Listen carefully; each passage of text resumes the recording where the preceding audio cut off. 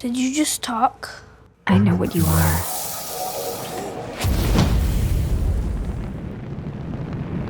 What's happening? You are awakened. I don't know what you're talking about. I'm just a kid. Derek, Leith, awakened child, blessed by light. You could be the most powerful mage of all. How? Who are you? I'm dying.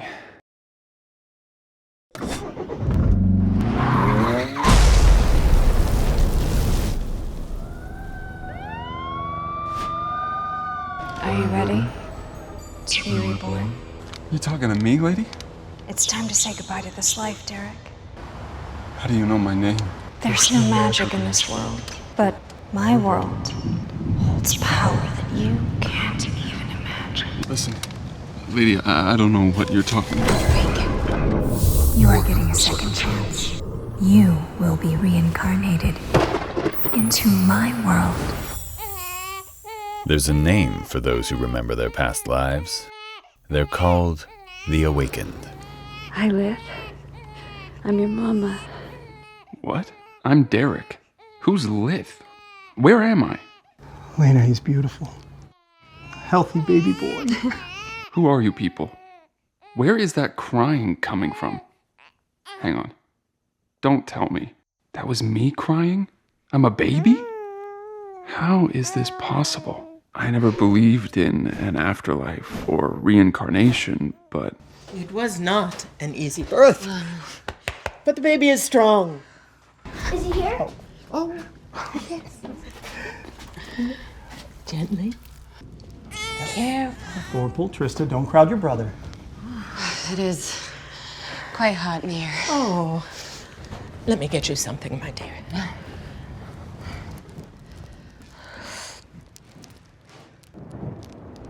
Glacia! Derek, now called Leith, watched in wonder as the old woman performed a miracle before his eyes.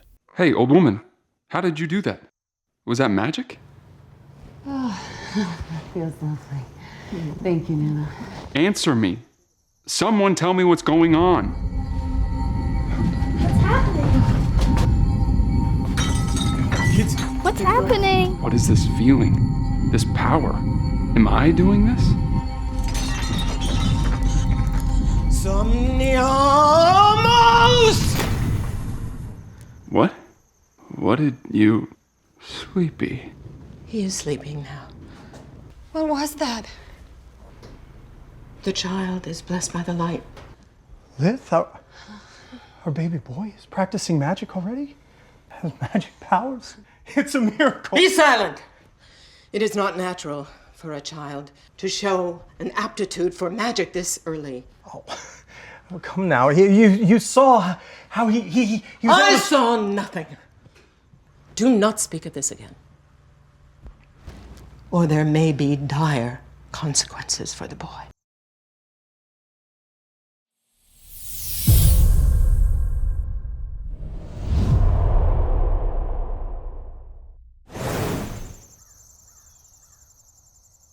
Unlike his past life, young Leith found himself in a loving family. Hi, Leith. Mama's gonna be right back. Here, take your toy. For the most part, Mine. Hey, bro, give it back. Kill him. Who said that? Hello? I'm watching you. Oh, just wait until I learn how to use my magic. How does this work? Come on. Spin. it was going to take time and patience for Leith to control his abilities. As he grew, Leith practiced using magic every chance he could. I think I can help Dad. Ha! Now we're talking. I think I'm getting the hang of this magic stuff. His father, Raz, encouraged Leith's use of magic. That's my boy. That's my mage. He was so proud to have a mage in the family, but Leith's gifts made his brother Orpal mad with jealousy. Magic is evil. Orpal, don't push your little brother. What's the matter with you? Orpal, apologize to your brother. Sorry. Jerk. Try this one.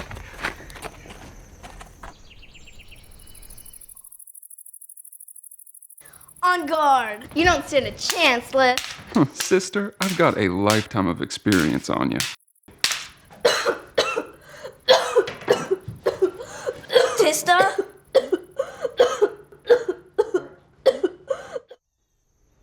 Hang in there, sis. Leith, sweetheart, can you try using your magic? I have no idea how to cure her, but I'll try.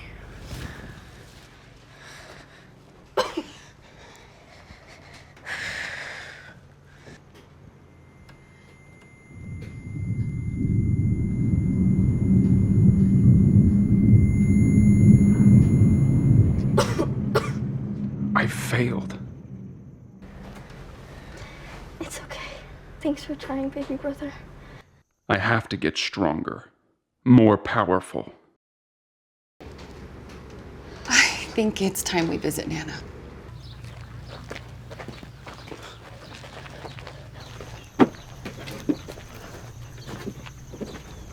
The woman called Nana was the most practiced mage in the village. If anyone could help young Tista, it was her. This must be where magic happens.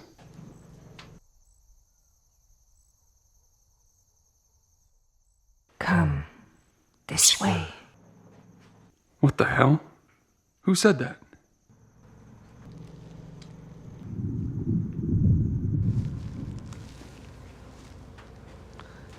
Did you just talk? I know what you are.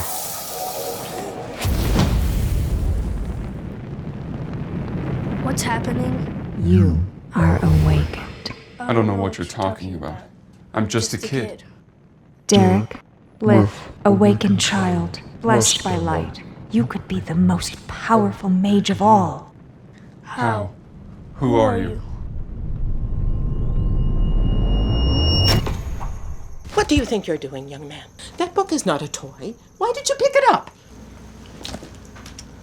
What was that voice? There were flames and... That's enough, Leith. Your imagination just got away with you, that's all. You heard a voice. What did it say? Speak! Leith thought it best not to reveal the whole truth. It just said my name, that's all.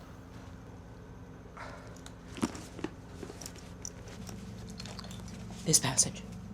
What does it say? Water flows from life, fire is a burning rage, dark magic is borrowed. Dark magic requires... Enough. He means no harm. He's a smart boy. He just learns very quickly. No. He has not learned anything. He remembers. He is awakened. I guess my secret is out. Awakened? I don't understand. What does this mean? You've been practicing magic, haven't you? Cast fire. There! Even a spark will do.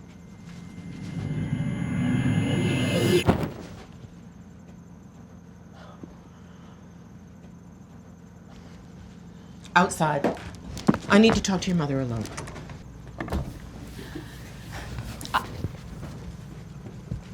I don't understand. You said Leith is awakened. I've heard stories, but Nana, he is my son. Our souls are not our own. When we are reborn, we are washed clean to begin anew. Leith, he has memories of his past life. He is your son. But we don't know who he was before coming into this realm. Please. His abilities are growing day by day. I don't know what to do anymore. You have to help. He exhibits power beyond anything I've seen in a child of his age. We have no idea who he was before. Good, evil. In the wrong hands, this kind of magic could undo the world. He's good. I know he is. Please. Nana, help my son.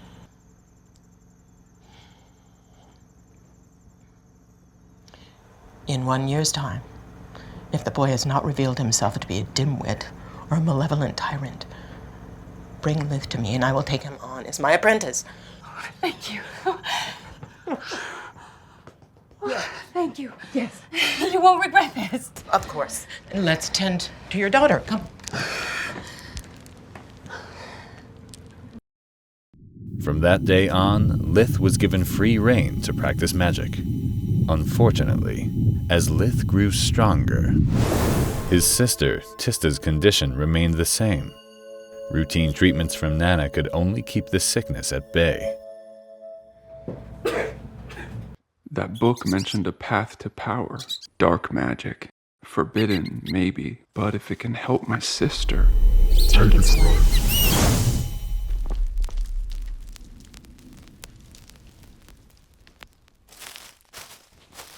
I knew it! I saw what you did. You're using dark magic. It was an accident. You're lying. I wanted to help Tista. You're evil. I always knew. Ever since you were born. Orpal, stop. I'm your brother. You're not my brother. You're some kind of demon. And I won't let you hurt this family. I tried to warn you. I will be the most powerful mage this world has ever seen.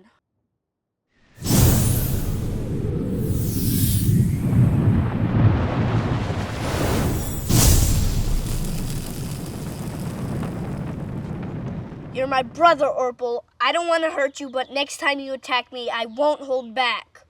Leith's display of power was effective in getting his brother off his back, for a time.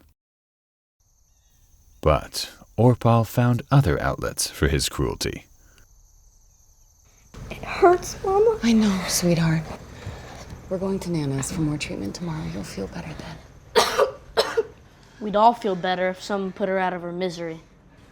Why'd you say that? Look at her. She's barely alive, and there's not enough food to go around. Take it back. Tista's our sister, and she's going to get better. You're both useless. Ass. Despite his callous cruelty, Orpal spoke the truth. There wasn't enough food to go around.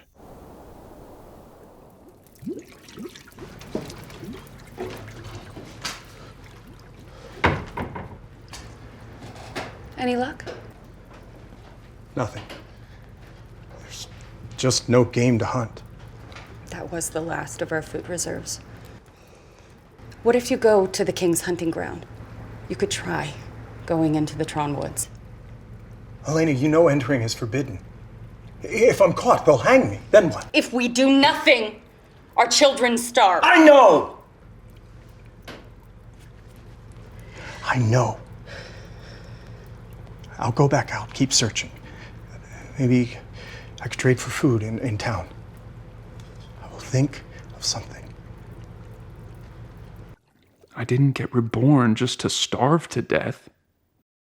Leith was determined to find food, even if it meant venturing into the Forbidden Woods. Stay calm. You've got magic. Okay, maybe this was a bad idea. Time to go. If that's a rye wolf, I'm as good as dead. Hey kid, get down! I'm alive. Cool. Let go. Easy there, kid.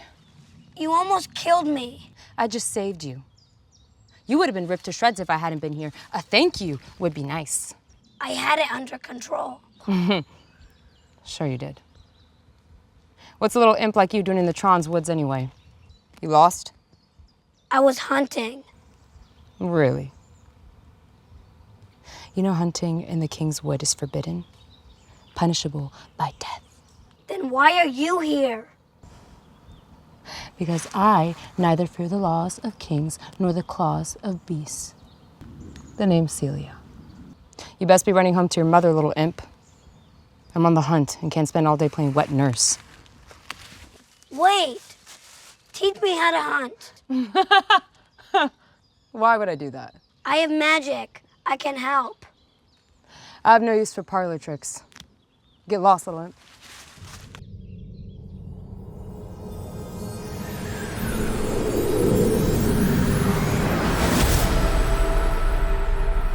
How's that for a parlor trick? Over the next few weeks, the huntress Celia took Leith as an apprentice.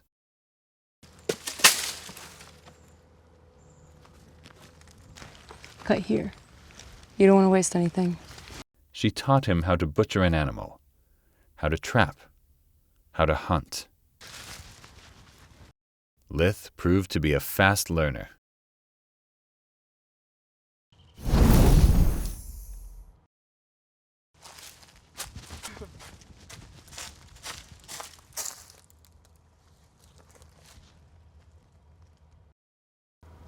Not bad, little imp. My little hunter. We're so proud of you, Leith. Thanks for catching such yummy food, Leith. I used my magic to find the animals. It's the least I could do. Orpal, what's gotten into you? Not eating it. What did you say?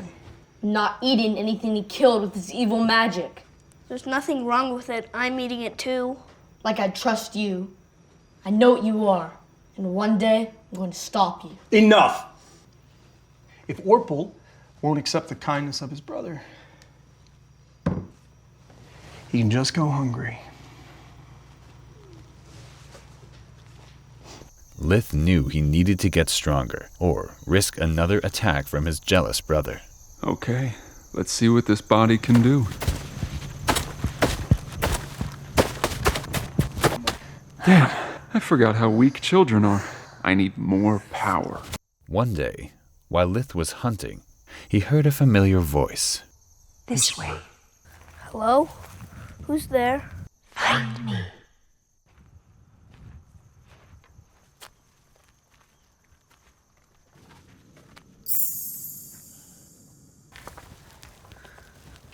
Hello?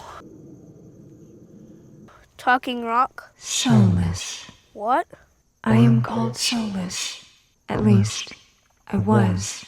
Then how did you end up like this? It will be easier to show you. There was once a great tower in these woods, centuries ago. I was the master of this tower, and a master of the magical arts. I bound my soul to the tower in order to enhance my strength and preserve my spirit.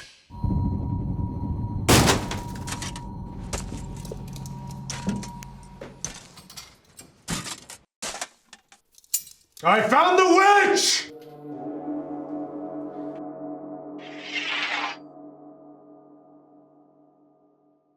I was murdered, but thanks to my magic, my spirit survived, linked to the tower. Countless years passed, and the tower eroded into nothing but pebbles. Neither of us are as we appear. Now, all that remains of the tower, of me, is that small stone.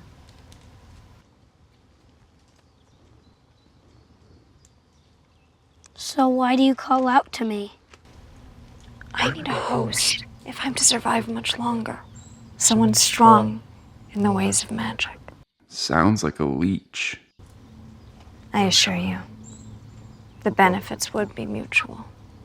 If you agree to bind your soul with mine, I can grant you incredible power.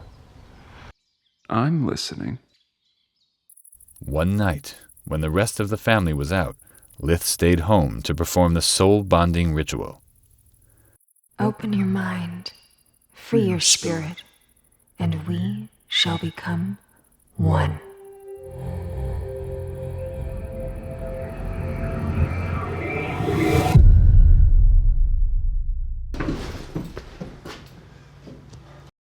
Hold out your hand.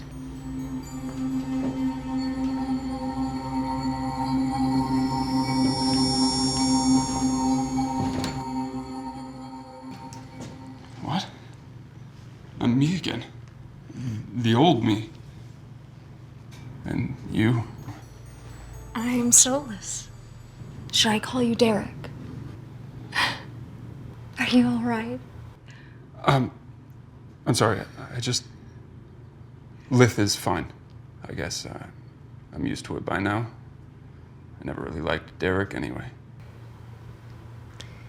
For our bond to take hold, we must know each other. Intimately. Intimately. That's good. I mean, you're a very beautiful magician, lady, and it's been ages since I... How would this even work? I mean, is this real? How would we even physically...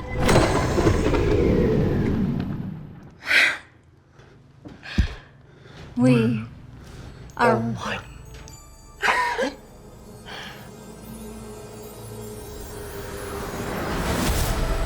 Derek's soul became forever linked with the spirit of the Solless Stone. Time to put you to the test. Ready when you are.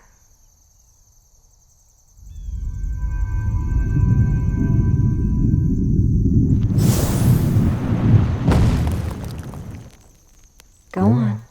Admit it. Incredible. Leith's power had increased tremendously overnight. His new abilities did not go unnoticed. The Solless Stone offered more than the power to destroy. Tista? Leith? I feel so good. How did you... Your hair. Leith's healing abilities improved as well, with some minor cosmetic side effects. I like it. Orpal's jealousy had finally pushed him over the edge.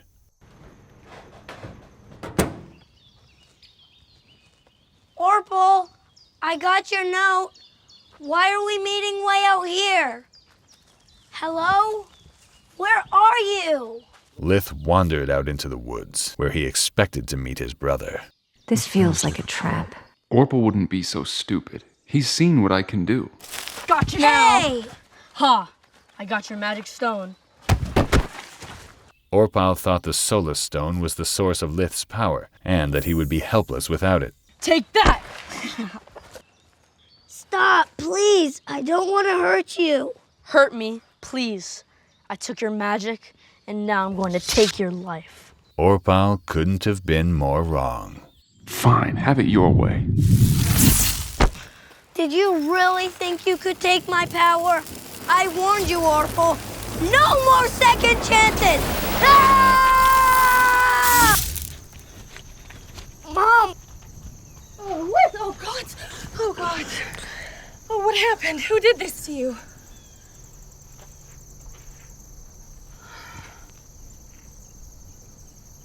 How could you? To your own brother! Just let me explain. I thought we taught you better than this. He's lying. You can't trust him. Sit down.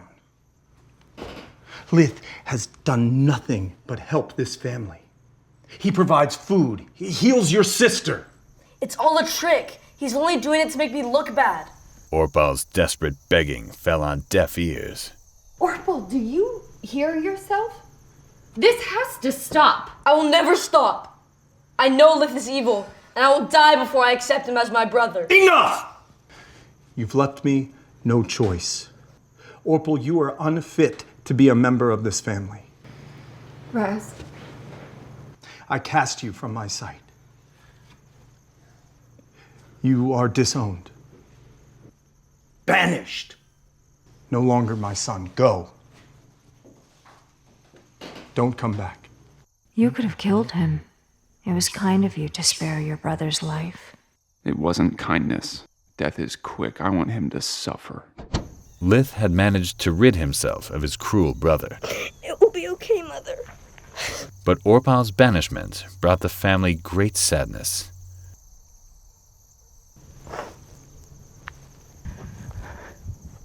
Leith went to Nana, seeking advice. Oh, Leith! My, how you've grown. Have you been practicing your magic? What do you think? Very good. Very good. Nana, how did you learn magic? Oh, I was a student at the Griffin Academy. This was the first Leith had heard of any sort of formal school. They teach magic at this academy? They teach everything.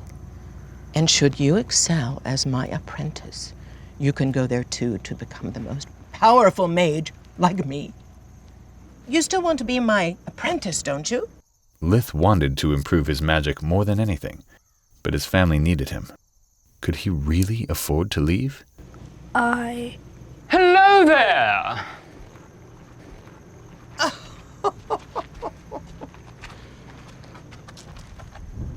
Step aside, peasant. The boy gave off an air of superiority that made Leith's blood boil. Leith, this is Baron Trahan. He's our regional lord. May I introduce my son, Ricker? Hello, my lady. I've heard you're the finest mage in the land. What a dweeb. Very nice. But when you're using creation magic, it is important that you focus all of the elements on the illusion. This has no aroma. What good is beauty without substance? Ricker shows a great aptitude for magic. He'll be honored to study as your apprentice. The Trahan family will be most grateful. Yes, I am aware of how the Trahan family expresses your gratitude with a bag of gold in one hand and a knife in the other. Well, if you understand the offer, then I suppose the choice is yours. The Trahan family was well known for their ruthlessness. A person could either submit or die.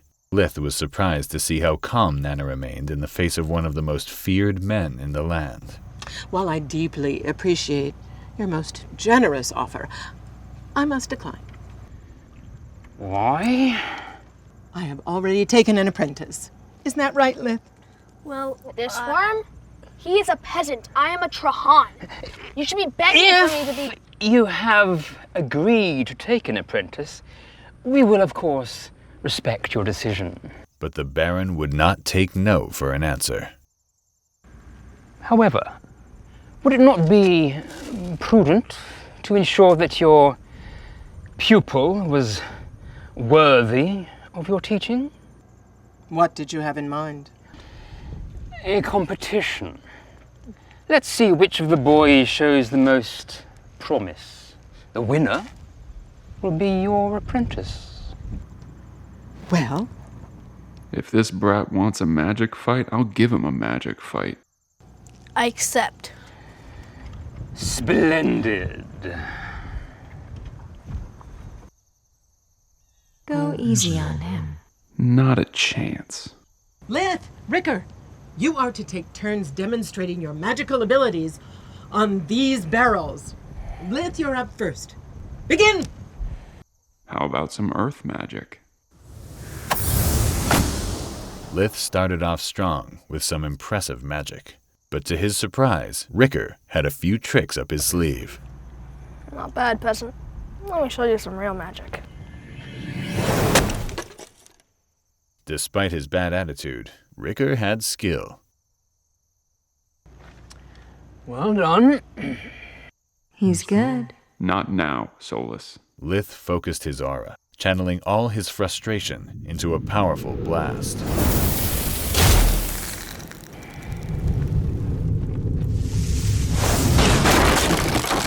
In one swift move, it appeared as though Ricker had secured his spot as Nana's apprentice.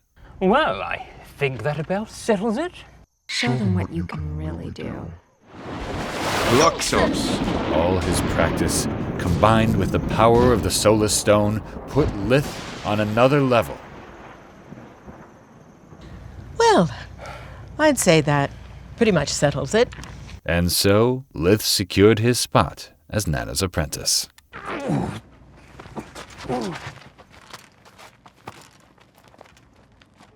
Finally, the day came for Leith to begin his apprenticeship under Nana.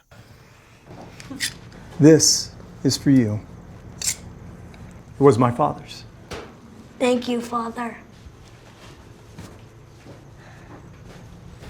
Leith, good luck. Thanks. But when Leith left for Nana's shack, a new threat emerged. Wait, something's wrong. Stop. That can't be good. You there! Are you the boy called Leith, son to Braz and Alina? Lie. I am. Who are you? Go home, boy. You are to decline your apprenticeship. Says who? Baron Trahan. Baron Trahan. This is your final warning. Turn around and go back the way you came. Even with his magic, Leith wasn't sure he could take them all. But there was no way in hell he was turning back now. Ligara! Leith quickly subdued the knight captain with an enchanted vine, but the other knights were too fast. Just as the knight raised his sword to deliver a fatal blow, Get back! Leith unleashed a powerful lightning blast, paralyzing his attackers. The once proud knight captain was now terrified of the young boy before him. That bastard! Leith hurried to Nana to report the attack. I am so sorry, Leith. I should have known the Baron would try something like this. It never occurred to me that he would be so bold and so stupid. It's all right, Nana. I used my magic. Oh, well, it just seems that loyal friendships are a rare commodity these days. Oh! Do you know what this is? Each one of the members of the Mages Association receive an enchanted amulet like this one. These are how we communicate. I'll just be a minute. Oop. Don't touch anything, all right? Suddenly, the room was enveloped in darkness, and a strange figure appeared. Greetings, sister. I have taken an apprentice. There was an attack on his life at the hands of Baron Trahan. The Order shall handle his demise. My thanks. Anything else to report? This apprentice, I think he might be the one we've been looking for. He? You suggest that a male could be the one? I'm not sure, but all the signs are there. Interesting. Keep us apprised of his progress. Thank you, brother.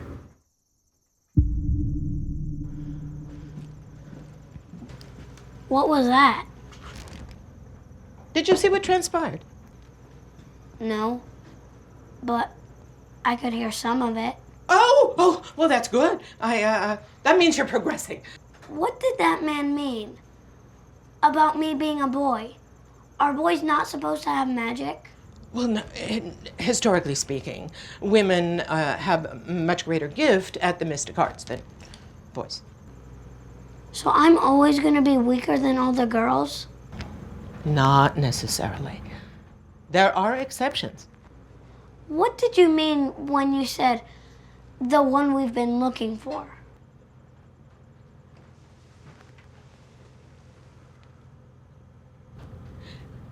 Every few generations, a rare child is born with rare abilities beyond anything any of us could ever achieve.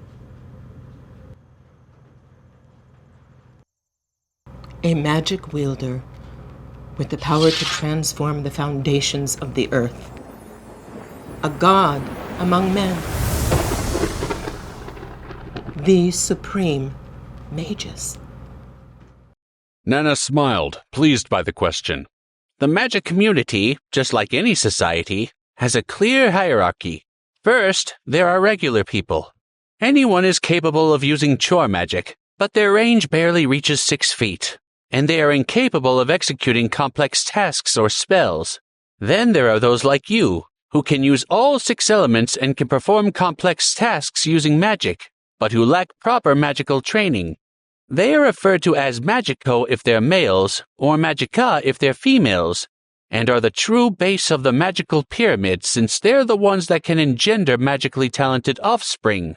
And, even if it's uncommon, a magica can sometimes be accepted by a magic academy and become a full-fledged magician. That's what happened to me. A magico usually becomes a medicine man in a village or city, depending on his talent. A magico becoming a magician is even more uncommon, but it's not unheard of.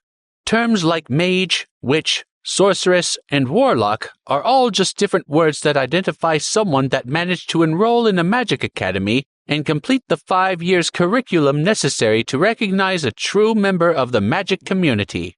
At that point, you're free to pursue your own ambitions. If you enjoy life at court, you can become a noble's personal mage. Or you can choose to devote your life to studying magic or creating magical artifacts. But as long as you don't achieve anything significant to the development of the kingdom or the mage association, you'll always remain just a mage, no matter how powerful or accomplished you are. Remember, no mage can be forced to share their spells or magical discoveries with others. Not even the king himself can violate this rule.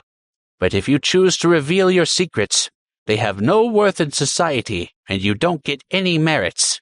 Only by sharing your knowledge or by using it to perform tasks from which the kingdom or the magic association receive great benefit can you be elevated to the status of archmage. The archmage is the equivalent of a duke or a marquis in the magic world. And finally, on top of the pyramid is the magus. A magus is someone whose power is equal to his outstanding merits toward the community and the knowledge he has shared with the magical association. A magus is usually someone who ensures that those who come after them have a deeper understanding of magic and a better education. A magus is a king to the mages and a god to men. Very rarely have there been more than one at the same time. When that happens, it's considered to be a golden age where anything is possible. After the explanation, Leith was far from impressed. So basically, it's just a fancy title some self-serving parasites put on you after milking you dry. It seems that the process of becoming a magus is just a sad and pathetic affair. Nana said, outraged by the disrespect. Without magi like Lakra and her peers, people like me would have never gotten the chance to pass the entrance exam of any academy.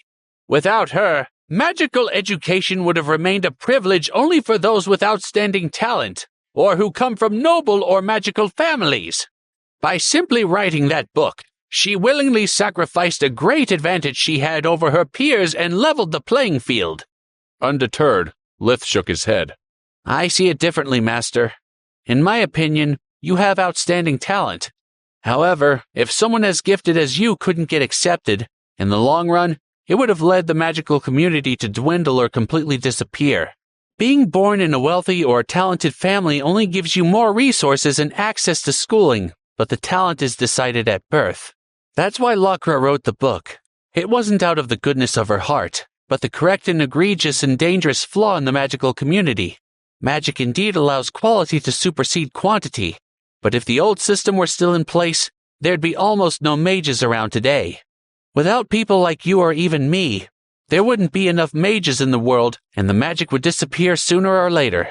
This is the reason why we can't see her book as a gift. She badly needed us.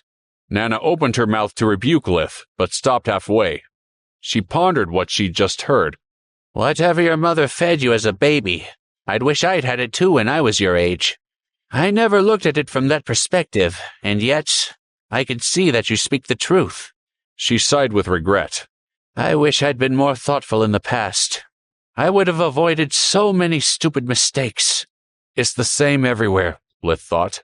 Only the willfully blind could miss it. No one does anything out of the goodness of their heart. Scholarships are a way for the rich to feel better about themselves. A lottery ticket for the poor. That's it. The door of Nana's waiting room opened, and the first client of the day arrived. "Time to make some money," she said. "Do you have any other questions?" she asked him. "Only one. I may need to take notes. Is there anything I could use?" "Certainly." After confirming that the woman and child that had just entered were there for a routine checkup, Nana told them to wait one moment. She went with Leith to the study and gave him a big, thick notebook. Its pages were empty. "This will be your first grimoire. Treasure it dearly.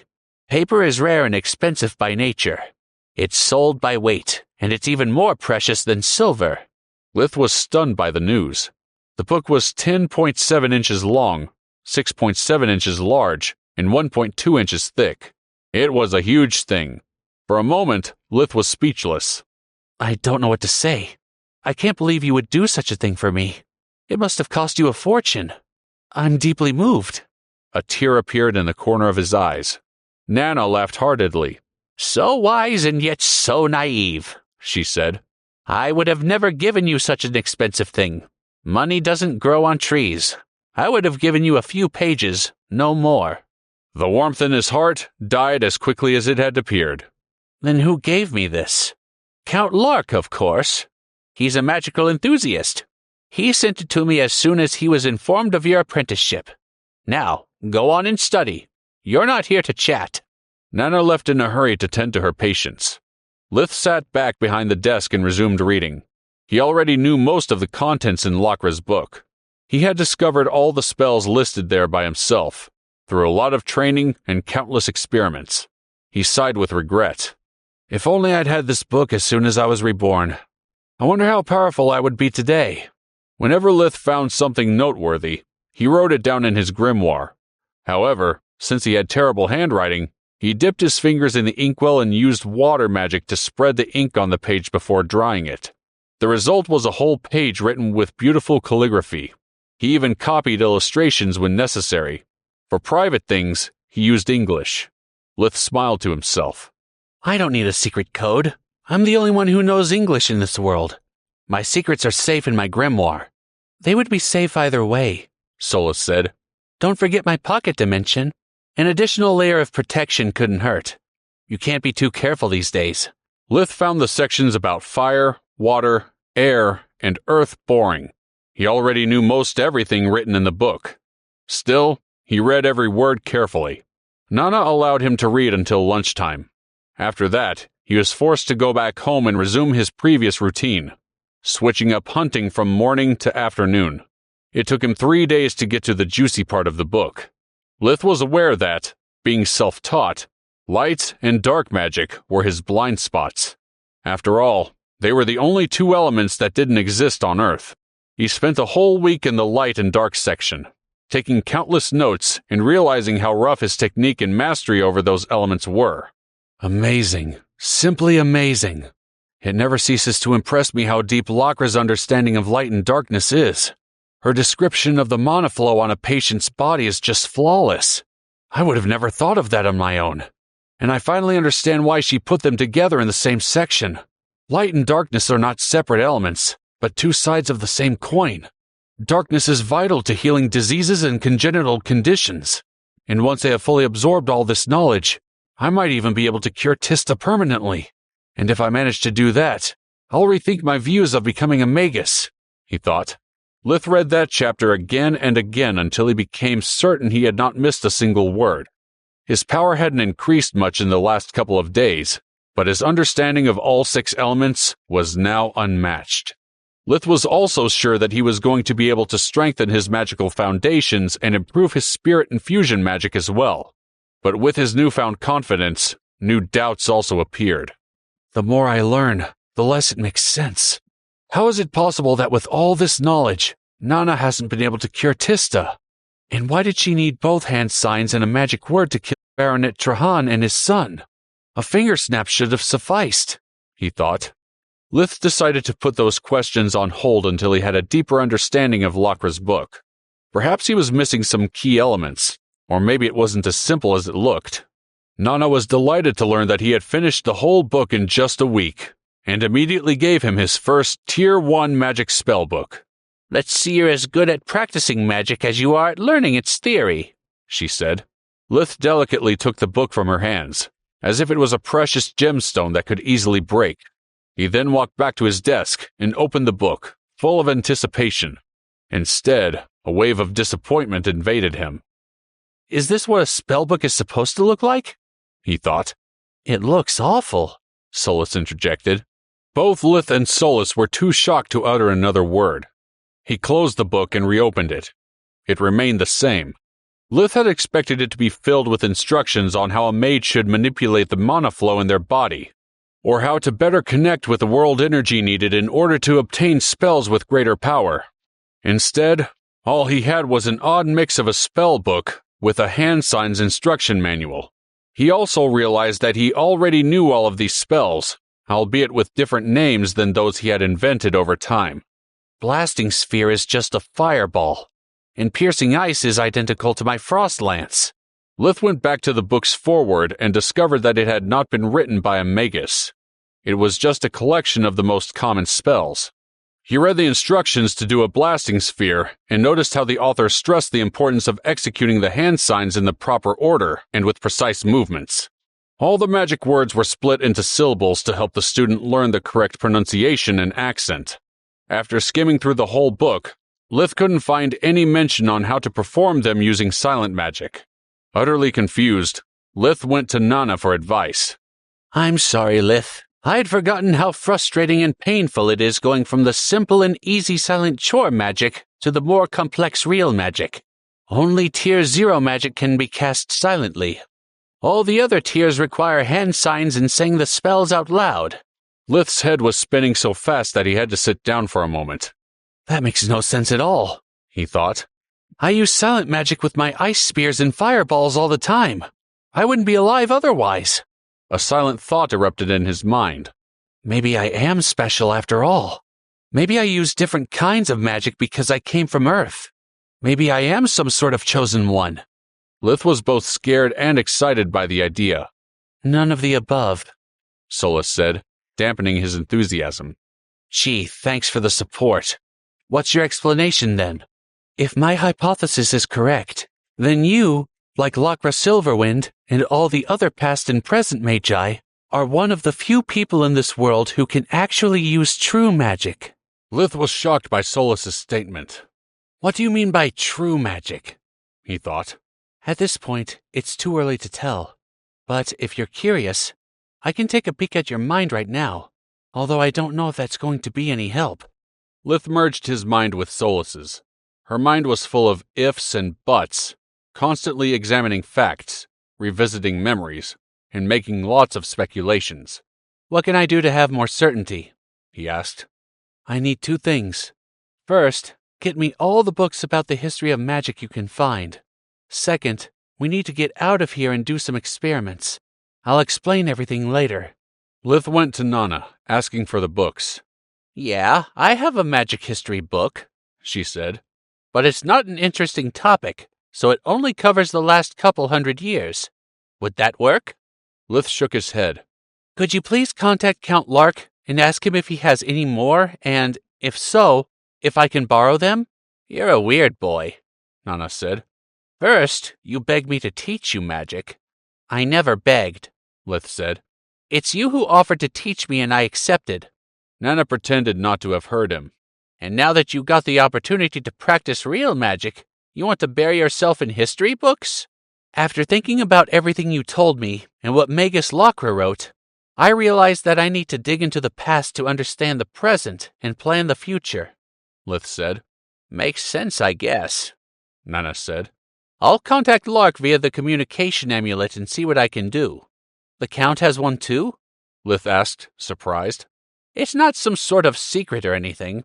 Nobles, merchants, soldiers, no matter your background, as long as you can pay for one, you can get one. Leith thanked Nana and returned to the study room. The history book Nana had was very detailed, recording both historical returning points and lore. Leith didn't know what Solless was looking for, so he read carefully, skimming only the parts about conflicts between countries and magic associations. He focused his attention on studying the life of influential mages, archmages, and magi. After spending a few hours researching the past, he had already found a recurring pattern in the rise of the magi. Some of them were recognized as geniuses at an early age. Most of them, however, started their lives being considered mediocre at best, never achieving anything important until, at some point in their lives, their talent simply skyrocketed. It usually happened when they were between 30 and 40 years old. By that time, they were already past their supposed prime and were forgotten by the magical community. The book's author had no idea why such a drastic change happened so late in their lives, but he presented some of the most popular theories that read more like fiction than verified historical facts. For example, the book said that, according to some rumors, Mega Celista had married the god of magic in secret, while others claimed that she had found a mystical amulet from a lost civilization that was able to grant her unlimited mana. The same had allegedly happened to the Magus Morgania and Magus Fregic. An obscure start, followed by a sudden rise in power and glory, with no plausible explanations other than fairy tales and divine encounters. Could this be what you're looking for? Leith asked Solless. Maybe what changed them wasn't some stroke of luck, but the discovery of true magic as you put it before. Leith was about to close the book, but Solless stopped him. Stop. Turn to the next page, please, she said. Leith didn't know why she wanted to keep looking at the book, but did as instructed. The next page was about some conflicts in a faraway place in which many low-ranked mages had. Solless told him to keep turning every page until the book was over. By the time they were done, it was already lunchtime, so Leith started walking back home. Did you find anything important? He asked. Yes, I think so, Solless said. I just need us to perform some experiments to put my theory to the test. If I'm right, once you're able to experience the difference between fake and true magic, you'll understand my reasoning. And I hope that once you do, you can help fill me in the gaps I'm unable to explain. Leith's mind and heart were in turmoil. He felt uneasy and couldn't focus on anything. He was tired of all the secrecy. Even spending time with his family wasn't enough to cheer him up. First, I have to hide my true self. Then spirit magic, fusion magic, and now this? How many secrets do I have to keep to protect myself from this world? To protect my family? He thought. Why couldn't I just find a magical hammer? Or some amulet that would grant me godlike powers? Or maybe just be handpicked by an ancient magician to become the champion of this world? Why does everything have to be so complicated? I love my family, but I hate that I can't be completely honest with them. At this rate, I will never have friends, a lover, or anything else. I will be forced to spend my life alone with my secrets. No, not alone, Solless said, her voice full of kindness and affection. The stone around Leith's neck pulsed, releasing gentle waves of mana that enveloped his body like a warm embrace. This made Leith's mood lighten a little bit. He was able to have a pleasant meal with his family, telling each other about their day. After doing the dishes, he went to the Tron Woods. Leith had his own special glade, deep in the woods, a place big enough to train without endangering the local wildlife and away from prying eyes. Once he got there, he and Solless checked their surroundings to see if there were any intruders or magical beasts. There were none. Leith took out his grimoire from the pocket dimension and started memorizing the simplest Tier 1 spell he had found in Nana's book. We don't need something powerful or complex for our experiments. Only something that we can compare with your spells. The faster you master it, the sooner we will have our answers, Solless explained. The chosen spell was Piercing Ice, a watered-down version of the Ice Spear spell that Leith had already used against the likes of the Rye or wild boars. Its magic word was Joruna Laita, with emphasis on the U in Joruna and the I in Laita. As for hand signs, he needed to make his index fingers touch at the tips. Then, he pulled them away and drew a 7 in the air with the right index finger, while the left one had to perform a mirrored movement at the same time. After that, the left hand stopped moving while the right index finger had to rotate, drawing a full circle before aiming at the target. The expected outcome was conjuring and shooting a gigantic ice shard against an enemy. How can this be considered a simple spell? Leith said. So much effort for so little return. On his first try, Leith managed to conjure some kind of giant fork that traveled forward for a couple of feet before crashing on the ground. You did not say the spell right, Solless said. On the second try, he conjured a boomerang that almost chopped his head off. You're still not saying it right, Solless remarked. After a series of failed attempts, Leith had to admit he wasn't able to learn the correct pronunciation of the spell and the hand signs at the same time. So, he sat down and recited the spell repeatedly until he got it right. After that, it was time to master the hand signs. It was not easy. That's not a 7. It looks more like a 1. You're supposed to draw a circle, not an egg. Stop moving your left hand during the last movement. Otherwise, we'll never be able to do it. Attempt after attempt, Solless kept nagging Leith, correcting the many mistakes he made each time. If you're so good, why don't you do it yourself? Leith finally said with frustration. I would if I had a body, Solless replied. It was a long and exhausting afternoon full of cursing, sweating, and anger before he finally managed to get the spell right. He kept repeating it until he mastered it. I can't believe I had to work so hard for such a simple spell. The sun is going to set soon. Do you think we still have enough time today, or do we come back tomorrow? He asked Solless. We have more than enough time. Tell me, how does it feel using magic that way? I don't feel it at all. I'm so focused on all the stupid techniques that I can barely breathe. Perfect, Solless said. Now cast your ice spear spell. Conjure only one spear. Leith was so tired that he needed to say the magic word aloud. Jorun! With a flick of his wrist, Leith conjured a slender, sharp ice javelin that stuck the nearest tree faster and harder than the piercing ice. Now focus. How did you manage that? Solless asked. Leith didn't understand what she was getting at, but he trusted her to know that there was a point to all of this. Like I usually do. First, I mentally visualize the form of my spell and its effect. Things like the spear's shape, its trajectory, etc. Then I use my mana core to generate enough mana to support my spell, considering the size of the spear I want to conjure and how strong I need its impact to be. Finally, I project my mana to the outside, mixing it with world energy to have access to the water element, and bam, it's done. Now try using piercing ice again, Solless said. This time do it slowly. Try to feel how your mana flows in relation to the spell. After a few tries, Leith managed to do what Solless had asked. The result was astonishing. Wow.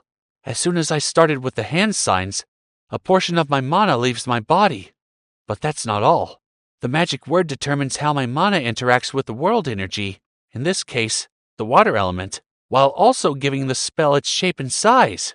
Leith could tell that Solless was satisfied. You're almost at the end. Do piercing ice again, but try making the shard bigger, she said. I can't, Leith said. If I try adding more mana, the spell becomes unstable and dissipates. Solless then asked him to try a series of things. First, she asked him to cast a second ice shard, then to make the single shard faster, and finally, to alter its trajectory right after it materialized. Leith's answer remained the same. I can't. The spell is set in stone. Once I learned the proper signs and pronunciation, I became nothing more than a mana source and a targeting system. My mana core and my mind played no part in this type of spell casting, he said. That's when Leith understood everything. That's why you consider it fake magic, he said.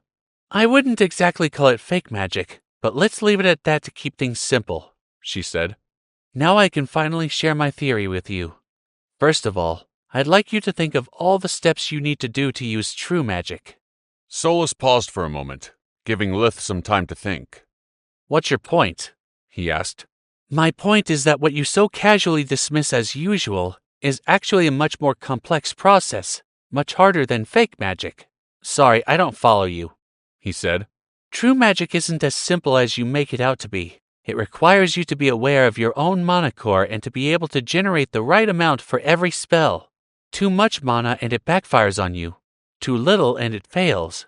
It also requires you to be able to project your mana externally, reaching out to the world energy by yourself. I doubt even someone like Nana would be able to do that. Leith found that last part hard to believe. When you put it that way, it does sound like a complex process. But it's what everyone does when they use chore magic. What's the difference between true and chore magic? Why does no one else use it? The difference is in the amount of mana required. Chore mana needs little mana, so you use it without even activating your mana core, while true magic requires greater amounts of mana, depending on what you're trying to conjure, Solless said. Solless felt that Leith was still struggling to understand, so she tried to make her explanation simpler. Chore magic is the very foundation of magic. It teaches you everything you need to know except how to activate the mana core.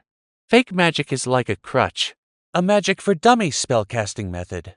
You only need to learn a few words and gestures, and as long as you have enough mana, it does everything for you. My theory is that chore and fake magic are taught in this order as training courses toward true magic, but only a few, like the magi, understand that true magic is not about hand movements and spells.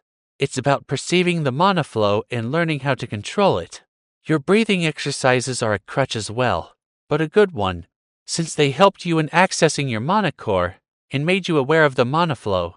Fake magic, on the other hand, is a bad crutch, since it makes its user completely dependent on its power. Most fake magic users are so obsessed with details, like hand signs and correct pronunciation, that they live their whole lives without noticing what lies beyond. Fake mages, especially those with great talent, become so complacent about being able to do what no one else can do that they never bother to look beyond and challenge themselves further. It's a waste of talent. Leith was shocked. Everything Solless had said made perfect sense. This sounds perfect. But what are the gaps in your theory you mentioned earlier? He asked. There are some key points of my theory that I can't answer, she said, embarrassed. If my theory is right, why is fake magic the only one widely available? Why do true mages kill whoever tries spreading true magic to the whole world? Excuse me? Leith asked. Solless merged their minds and showed Leith all the things she had noticed while reading the history book. How so many theorists and rising mages had died in mysterious accidents, often right after announcing a groundbreaking theory. Others were dismissed as frauds, went mad, and vanished. At this, Leith laughed heartily. Solless, you're so smart and yet so naive to the ways of mankind. The answer is really simple. Would you let any madman or naive fool get his hands on this kind of power? Fake magic is a way to control the masses. After one discovers true magic, the final test is showing that you're smart enough to silently join the elite club and reap the benefits. And if you don't like the club's rules, the only way out is death. When they finished discussing Solless's theory about true magic, it was already late. Leith rushed out of the woods before it became too dark. He wasn't afraid of nocturnal predators, but his mother was another story. If I get home too late, I'll get grounded for weeks. I hate to have a curfew. He did not want to come back home empty-handed, so he took a couple of fat blinkers he had saved for moments like this out of the pocket dimension. The next morning, Nana informed Leith that the Count had agreed to help, and that some of his best books were already on the way to him. But until their arrival, Leith had to pretend to be engrossed in Nana's history book. He also spent that day writing all the Tier 1 spells in his grimoire, keeping only the name, hand signs, pronunciation instructions, and a short description for each one. I don't need to waste precious pages on this stuff. I can fake the hand signs by moving my hands fast, but I still need to remember the correct words when I pretend to use fake magic. Also, if Nana wants to test me, I need to show her that I'm making real progress. But all this pointless memorization is driving me crazy. The only silver lining is that if I learn this stuff, it'll be easier to predict an enemy's spell and counter it if necessary. More than once, Leith wished Solless could take control of his body and mind. She had a superior memory, saving him a lot of time. The only spell Leith was eager to try was the air magic one called Floating Body. With this spell, one could make anything or anyone float mid-air, as long as the person or object weighed less than 220 pounds. The spell had many uses, like breaking a free fall, moving a severely injured patient without risk, or moving silently without leaving a trace or making any noise. It was a vital spell for a hunter, no matter if the prey was animal or human. Floating was something that Leith had attempted many times on his own, with no success.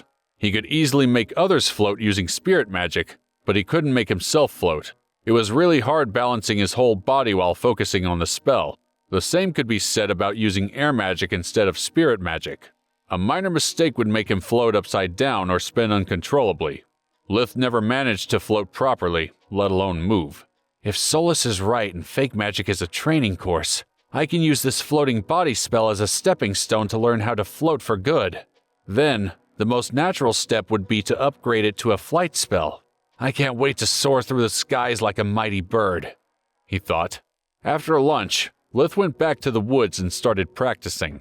The words to conjure the floating body spell were Breza Relak, which didn't present any issue for him. The hand signs, however, were very difficult to master. Having learned from his mistakes, Leith first made sure to get the magic word right before moving on to the hand signs. He took it easy and slow. He didn't need to learn to cast it quickly. He only needed to understand how the spell distributed the energy. After a few tries, Leith managed to cast the floating body spell properly. Floating made him feel odd, much different from what he had expected. Floating didn't require just one strong air current, but hundreds of them at the same time. Each current pushed him upwards with the same force needed to keep the balance in check. This is not as good as I'd anticipated. No wonder I've always failed in the past. Now, according to the book, floating body makes me weightless, but in order to move, I need either external support or air chore magic. Leith conjured weak winds that made him move around like a drone. This feels much better. This spell has so many applications. It's weird that it belongs to the Tier 1 category. It's very elaborate and complex. But it lasts for a minute, Solless said as Leith fell to the ground. After experimenting with the spell a few more times, Leith used his own mana flow to try and replicate it. However, it soon became apparent that he wouldn't be able to master it in a single afternoon. Solless had been right. True magic was more difficult and complex than its fake counterpart. Angry and frustrated, Leith complained non-stop. It's so annoying to have to learn 2 kinds of magic for every spell. I'm telling you, Solless, I'm seriously considering just using floating body. But if I do that, I'll be forced to learn all its upper tier versions, and who knows when the actual flight spell will come along. But doing it my way with real magic means that, once I get some solid foundations, everything should come easy. At least I hope so. Leith spent the whole day practicing his new spell, levitation, but when morning came, he hadn't succeeded yet. The following day, a small crate of books was delivered to Nana's house. She gave them to Leith. If they were mine, I would never allow you to take them out of my house, but the Count said that you're free to bring them home if you want.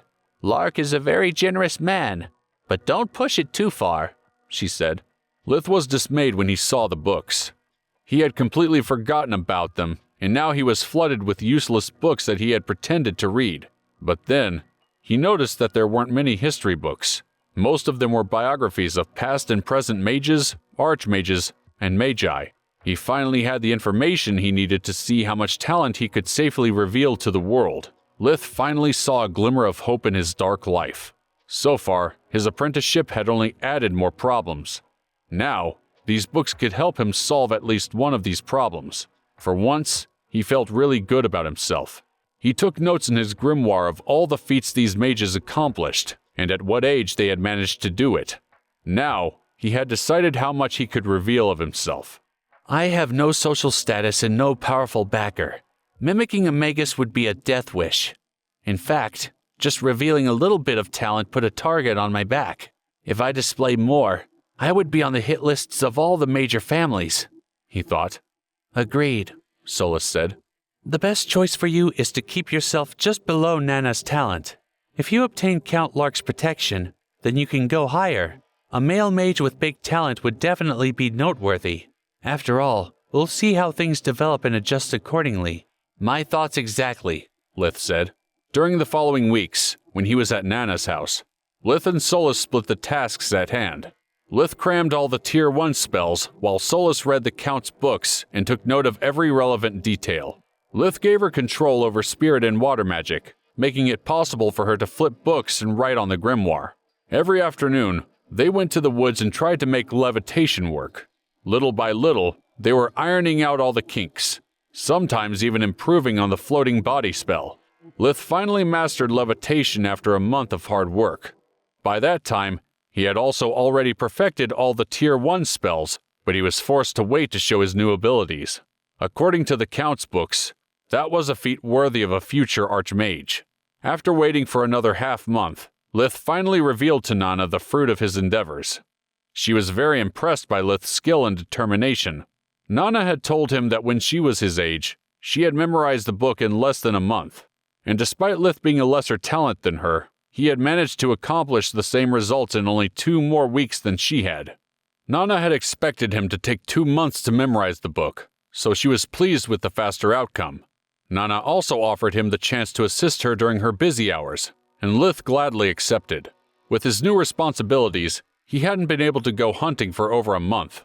The game reserve that he kept in his pocket dimension was almost depleted, and he wasn't earning any money. Leith needed to make up for lost time. Officially, he only knew 2 Tier 1 spells, Venire Rad 2 to detect injuries and diseases, and Venire Dan, a basic healing spell that treated coughs, light colds, and superficial cuts. Most of the time, he only got the diagnosis fee since Nana was the one treating the patients. He healed minor injuries, but still, his earnings weren't bad. Nana's business was very popular with people from all neighboring villages coming to seek her aid. By spending more time in the front office, Leith discovered that Nana was so much more than a healer to the people of Lutia. She was also their protector and the strongest law enforcer. Because she simply lived there, most bandits avoided the village. Those who were brave enough to attack were quickly disposed of before doing any real harm. Nana also served as a shield to all the local merchants in the village. No foreign person or young noble could bully the people of Lutia without incurring her wrath. Sometimes, she was even called to end a drunken brawl. Leith found it hard to believe that she was so eager to help the people in the village whenever it was necessary. One day, after Nana had taught a lesson to a young noble and his bodyguards who had believed that he could take advantage of any maiden that suited his taste, Leith decided to find out the truth. Nana had already proven that she cared more about money than anything else in the world. Leith had more than once fallen for her act as a kind old woman, so he wanted to know what her real angle was. But being rude to his mentor was a terrible idea, so he decided to use a subtler approach. Master, I don't know how to express my admiration for you. Taking care of the village's safety and asking nothing in return is just an amazing act of kindness, he said. Nana laughed out loud. You're hilarious, kid. Sometimes you're so wise that I almost forget that you're just 6 years old. But whenever you come out with this nonsense, you look like a naive child. Of course, I get something in return. Have you ever wondered why my treatments are so expensive? I'd wondered about that, but I always thought those were normal fares a healer charged. After saying that, Leith felt silly and naive. They're not, Nana said. Listen, little boy. In a few years, you're going to get out of this village and face the world. Not everyone is as kind as your parents, and most nobles are not like Count Lark. Life is hard for the average person and, many times, just plain unfair. Hard work means nothing without luck and opportunity. I'm not telling you this to scare you, but because I don't want you to make the same mistakes I made. You need to wise up, so let me tell you a story. Once upon a time, a mage fallen from grace decided to return to her old village.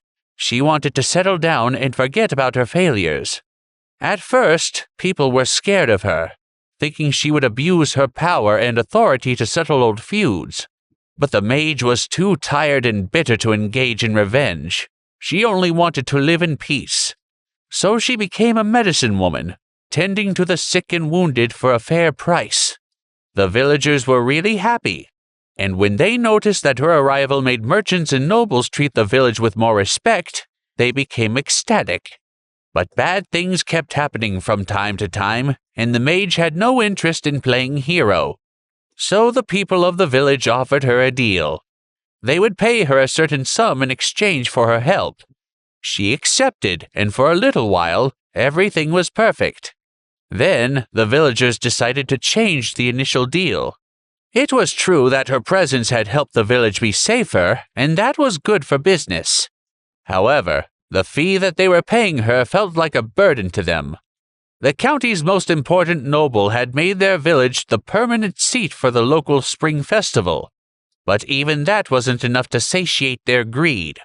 So, they decided to convince the local farmers that it was in their best interest to help the villagers cover the sum they'd agreed to pay the mage. You may be wondering how they managed that. Well, let's just say they didn't appeal to the goodness of the farmers' hearts.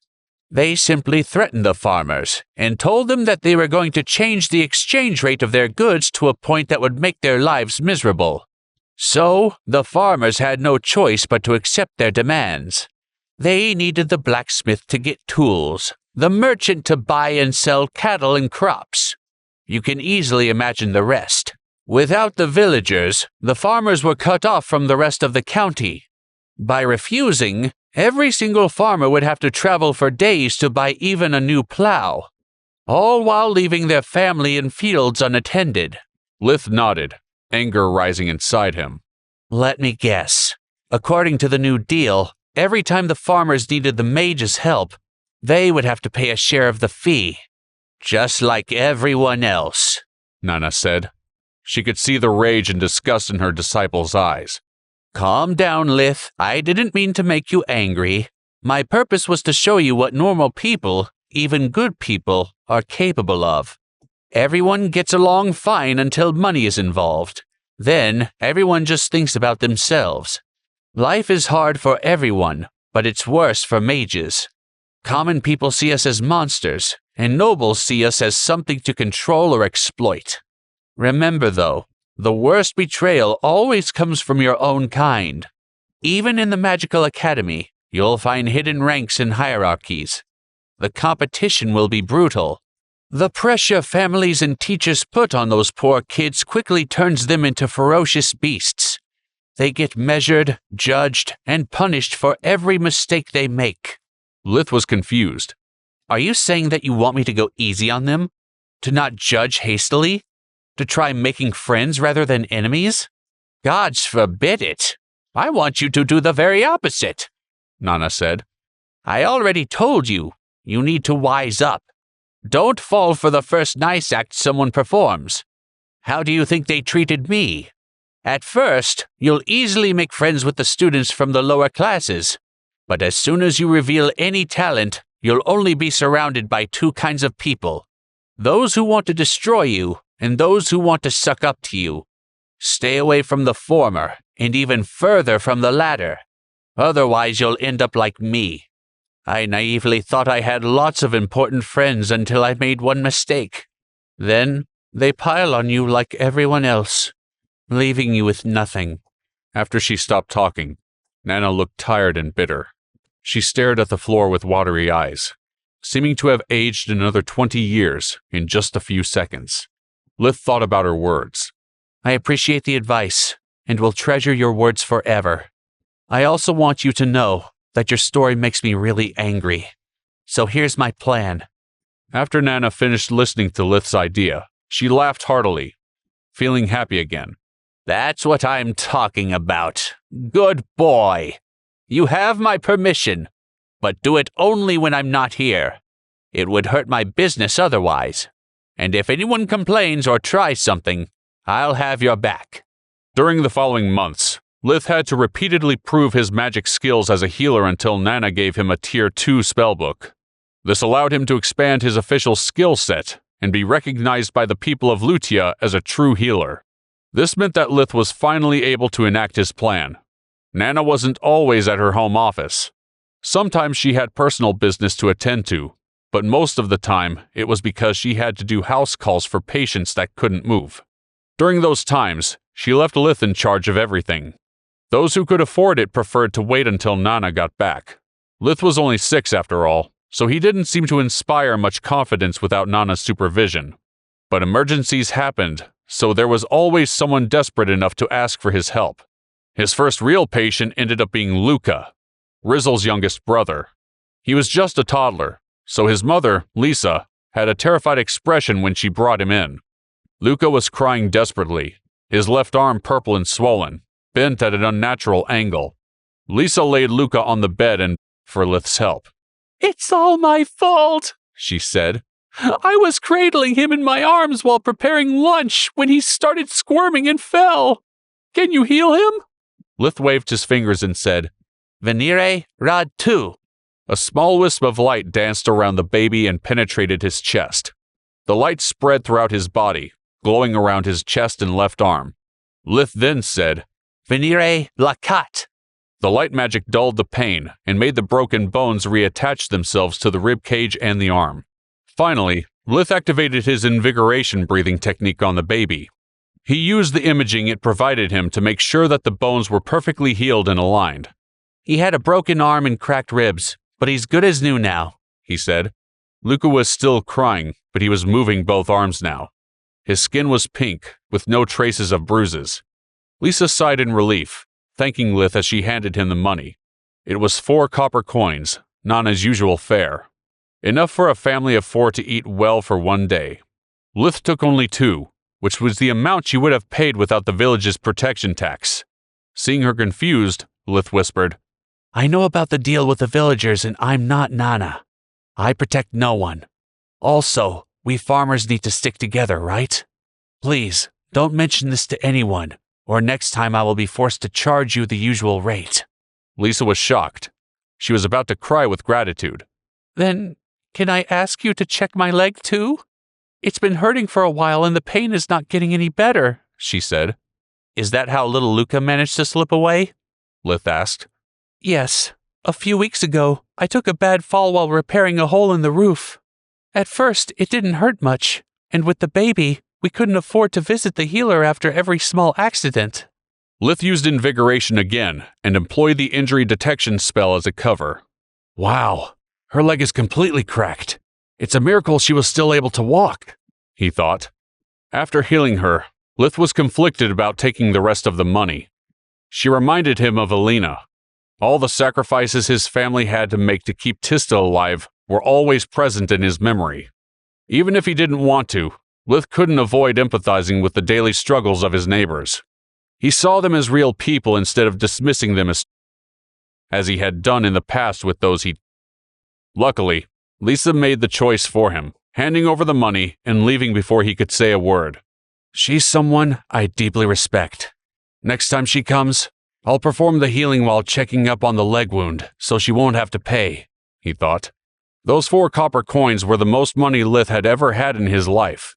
Leith's family would have to skip a meal or two to cover that expense. From that day forward, Leith did the same thing with all the farmers, always telling them to keep it a secret. Soon, his reputation grew throughout the village and beyond. On another occasion, when Nana had been called away, another type of patient walked in. His name was Renkin, a merchant, and the richest man in the village. He barged in while his assistant carried his son on a makeshift stretcher. Nana! Where is that old woman when you need her? She's away at the moment, Leith said, making way for the stretcher. The boy was around 15 years old, had black hair and a pale face. He was bleeding profusely from his leg. Where is she? Renkin said. She's tending to the men that were repairing the Cullen Bridge. They had an accident. She'll be back in the afternoon at the earliest. I don't have that much time. Leith was annoyed by the attitude. If you're going to be rude, there's the door. If you want me to take care of him... Leith extended his right hand while pointing his left hand at a sign on the wall that said, Payment up front. No refunds. Hey you, what are you, 4? 6.5, Leith said. If you're not willing to pay, get out and make space for real customers. If you want miracles, feel free to pray, but do it outside. All right, Renkin said. Here's your 4 coins. 8, Leith said. That's obviously a deep wound, requiring 2 Tier 2 spells, maybe even a Tier 3.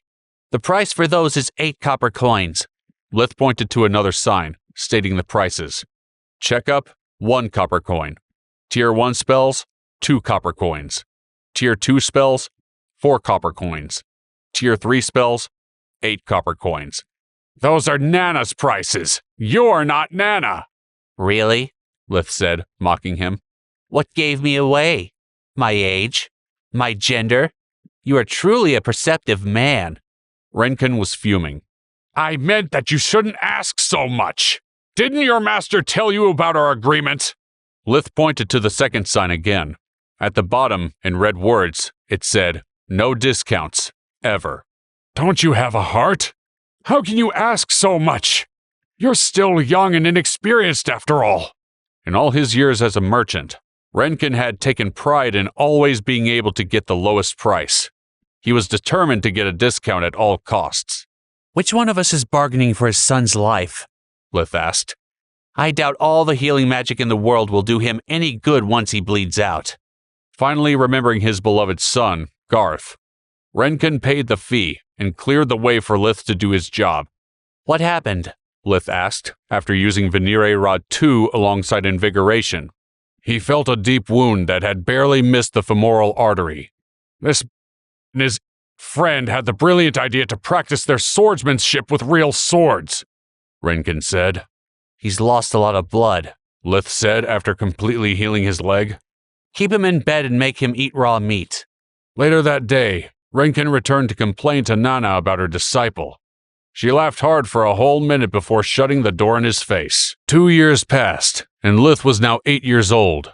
During that time, he had mastered all the spells in Nana's books, which meant he was able to perform Tier 3 spells. Books about superior tiers were extremely expensive, and Nana had no interest in acquiring them. She had her own grimoire, after all. The books she had bought over the years were mostly for display, to show her clients what spells they could purchase. So, while his skill in fake magic hit a wall, Leith used that time to better understand true magic. His grasp on its power and foundations had improved greatly. By practicing true magic as a healer every day, he had better control of both light and dark magic. He had finally acquired the necessary skills to get rid of Tista's congenital condition permanently. The problem was that, despite all his efforts, his monocore was not strong enough to perform the treatment Leith had devised. During the last 2 years, he had used assimilation whenever he could, guiding his monocore through multiple cycles of expansion and compression, turning it from dark green to bright green. Unfortunately, it was still green. Leith's impurities had yet to reach his monocore, and until that happened, both his mana and body would not show any qualitative changes. He had reached a bottleneck, and had no idea how to overcome it. Solless had also changed. She was no longer limited to her pebble form, and could now turn into any shape while retaining the same mass. That allowed her to take the form of a stone ring that Leith wore on his right middle finger. When she had asked him why a ring on the middle finger, Leith had replied with an odd poem related to a ring of power. It was based on a story from his childhood on Earth that he was very fond of. Along with some of her powers, Solless had also regained a function that Leith called Sollesspedia. It was another pocket dimension, but this one was reserved specifically for books, maps, and anything to do with knowledge. Leith could consult all the books stored in Sollesspedia with a single thought. For example, by storing his grimoire in there, he didn't need to memorize the magic words and hand signs for the fake spells. Leith still needed to practice the hand signs and pronunciation, but he only had to think about what he needed, and he would recall everything down to the smallest detail. The same applied to maps, herbs, and bestiaries. Leith also gave almost everything he earned as a healer to his family, allowing them to have an easier life and to build a decent dowry for Rena and Tista. Whatever money he kept for himself, he used to buy the most detailed compendiums he could find. He collected many topics like law, court etiquette, and vocabulary. As long as they were in Sollesspedia, Leith knew them inside and out. Also, the fact that he could buy old books that were practically falling apart made him happy. Just like with the other pocket dimensions, these books would be frozen in time and potentially last forever. After his 8th winter on this planet, Leith received a call from Count Lark on Nana's communication amulet, which took him by surprise. The Count had never contacted him before. Thanks to his books, Leith now knew the proper way to address a noble. When Count Lark appeared on the amulet, Leith greeted him with a deep bow. Dear Leith, you're always so polite. No need for all the formalities. You are among friends now. Count Lark had a friendly demeanor, making him look more like an uncle calling his nephew rather than a lord. Count Lark, to what do I owe the pleasure of this call? Leith said, looking at Nana in search of approval. She nodded. The reason I'm calling is because you have accumulated a significant number of merits. I wanted to know if you plan on using some of them. Merits were something that anyone who contributed to the welfare of the kingdom would receive and could be exchanged for privileges or commodities. A convict could have his sentence shortened by serving in the military. A farmer could get more land, and a scholar could get a recommendation for a government job. Merits? Leith said, confused. I didn't do anything to earn such things. Quite the contrary, dear Leith. Every year I receive hundreds of commendation letters from the farmers and their families about the outstanding job you are performing as a healer. Since Leith started giving treatments for half the price to the farmers, they waited for Nana to leave the village before coming to see Leith and receive medical care. Nana was aware of it and didn't care. They still needed her for emergencies, and the extra fees she charged for house calls covered whatever profit she may have lost. A letter counts as a way to earn merits? Leith asked. One letter, no. But hundreds of letters about the same person for a sustained period do. Do you have anything in mind the kingdom can help you with? Leith thought for a moment while he accessed the law book in Sollesspedia. Asking for more land was not a good option. His family was already stretched thin, and they couldn't afford to hire extra help. The kingdom did not trade merits for money, but Leith had an idea. Do I have enough for my family to be exonerated from paying taxes this year? Count Lark looked at him in confusion and shock. Your family still pays taxes? Yes, we are law-abiding citizens, your lordship, Leith said, almost as confused as the Count. I'm going to kill my accountant, Count Lark said, jumping off his chair, his face red. I told that incompetent fool to exonerate your family since the day Lady Nerea took you under her wing. I swear to the gods, I'll fire that man and give him such bad references that he will never find another job. Leith tried to calm the Count. Maybe it's for the best. I'd prefer to be exonerated because of my merits, rather than for my status as a magician in training. The Count sat back and looked at Leith, perplexed. Why? The result is the same. You would get to keep your merits for future needs. It may seem simple, but it's not, Leith explained. If my family gets exonerated, sooner or later everyone will find out. How they'll react will depend on the reason why we received the exoneration.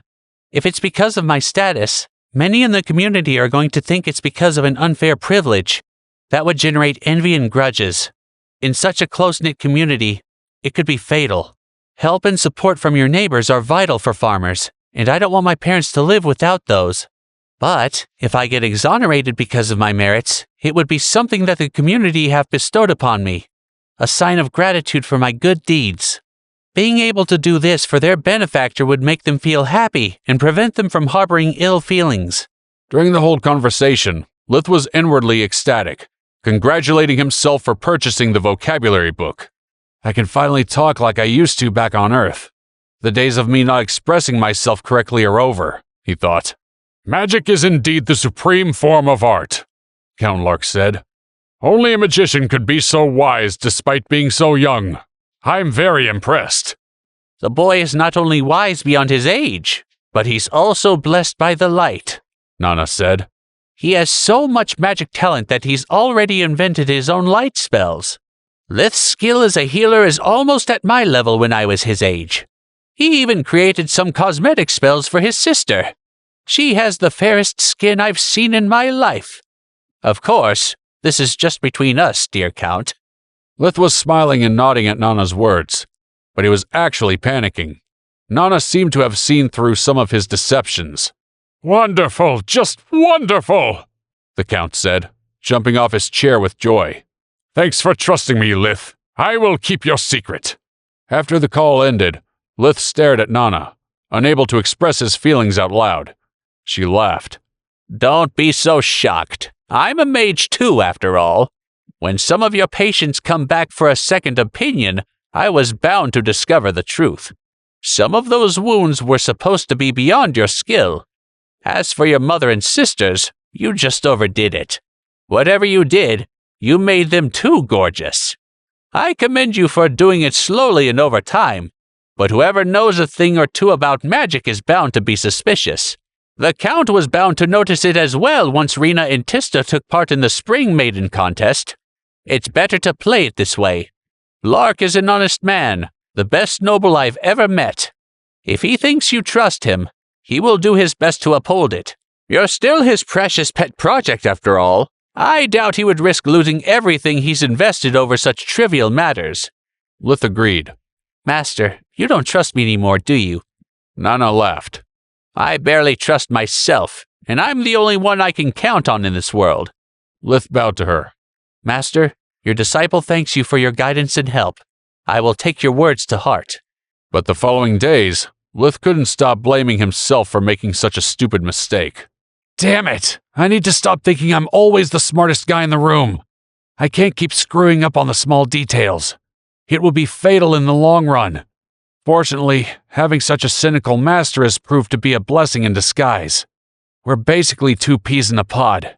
She still doesn't suspect a thing, and I have to keep it that way. Having her in my corner can help me grow as a mage and protect me from my own stupidity at the same time. Following his talk with the Count, Leith's family was exonerated from paying taxes in exchange for his merits. As he'd predicted, that caused joy and happiness in the community. They thought they had made that happen for him after all. For a while, everything continued on peacefully. Leith's family and community were well. It was a slow day at Nana's office, when a pair of hunters barged in. Each carried another blood-soaked hunter on their shoulders. "A magical beast!" the first hunter shouted. "A magical beast is rampaging through the Tron woods! Please, you have to save my men! That monster almost ripped them apart!"